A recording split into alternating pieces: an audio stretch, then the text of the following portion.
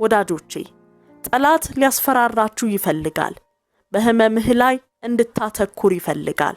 ባጣኸው ነገር ላይ በመታዝንበት ነገር ላይ እንድታተኩር ይፈልጋል። በጉዳትህ ጊዜ ውዳሴ ከንቱ እንደሆነ እንድታመን ይፈልጋል። እውነታው ግን ምስጋና ከአስጨናቂ ሁኔታዎች ሁሉ የምትወጣበት መሳሪያህ ነው። የምስጋና ኃይል ሊገባን ይገባል። ከችግርህ እግዚአብሔር እንደሚበልጥ ማወጅህ ውዳሴ ነው። ወዳጆቼ ጠላት ሊያስፈራራችሁ ይፈልጋል።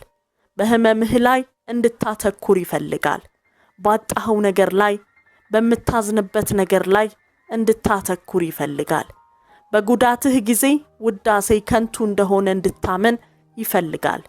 እውነታው ግን ምስጋና ከአስጨናቂ ሁኔታዎች ሁሉ የምትወጣበት መሳሪያህ ነው።